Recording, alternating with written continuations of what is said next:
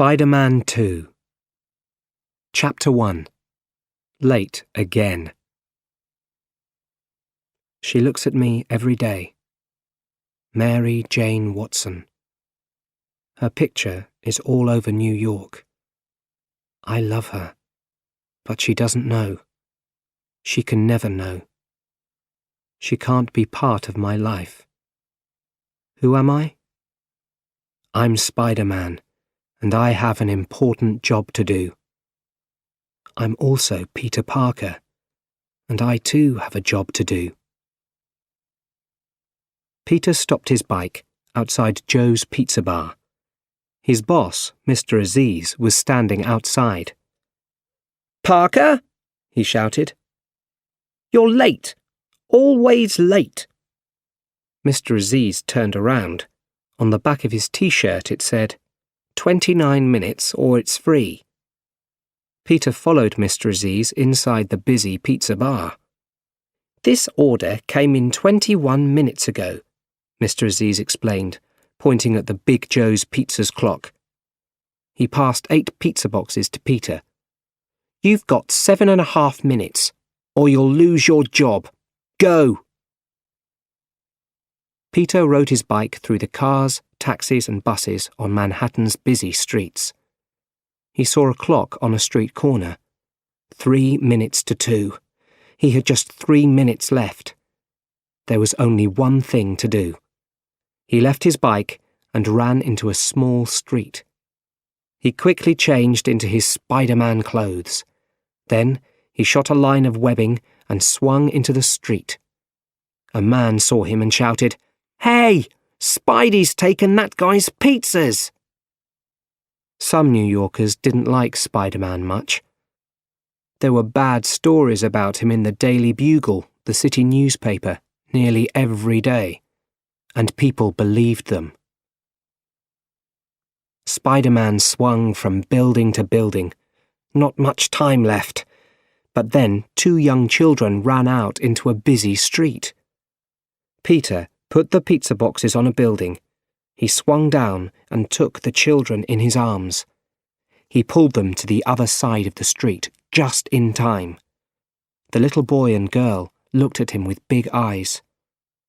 "No playing in the street," Spider-Man said to them. "Yes, Mr. Spider-Man," they answered.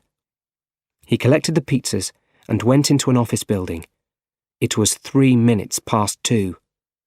"You're late," said the woman behind the desk. "I'm not paying for those." Peter lost his job at Joe's pizza bar, but he still had work at the Daily Bugle. He took pictures of Spider-Man for the newspaper. He went to see the top man at the paper, Jonah Jameson. Peter wanted to sell photos of other things, birds in the park, faces of interesting old men. But Jonah Jameson wasn't interested.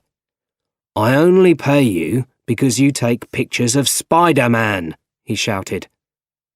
"Spider-Man won't let me take any more pictures," said Peter.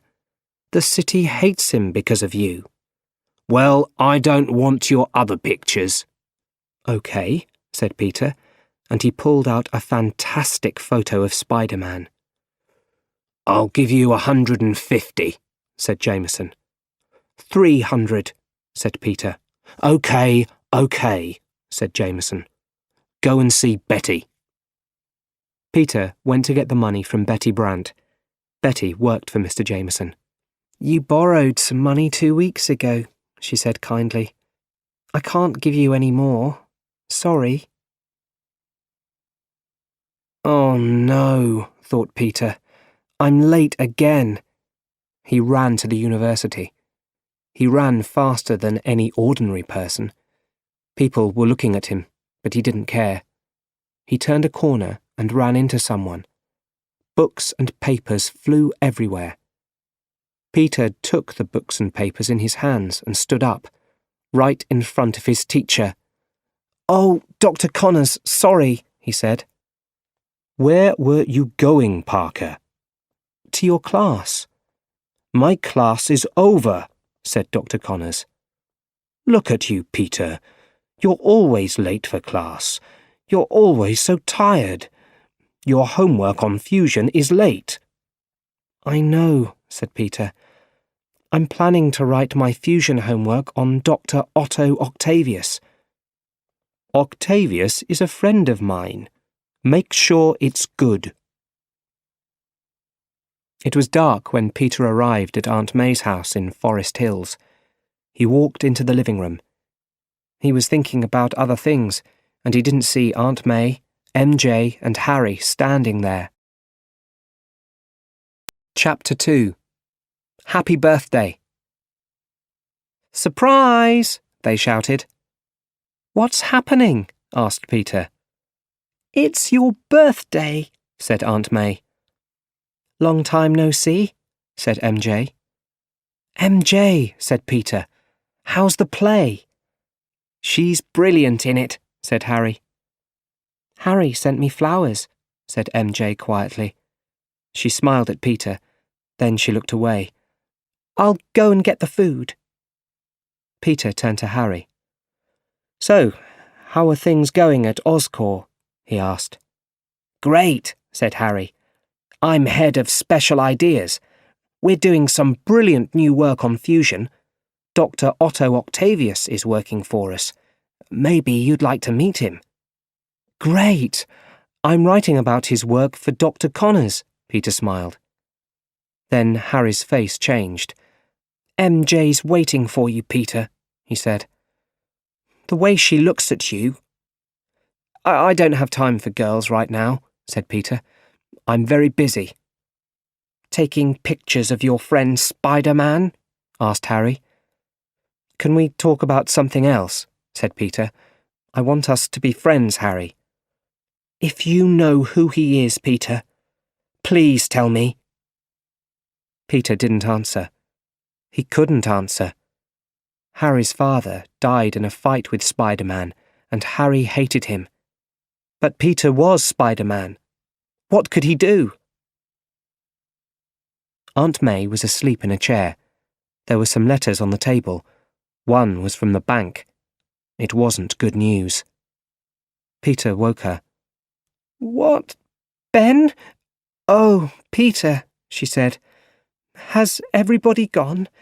Did they have a good time?" "I'm sure they did," Peter smiled. Then his face changed. "Aunt May, I saw the letter from the bank." "You did?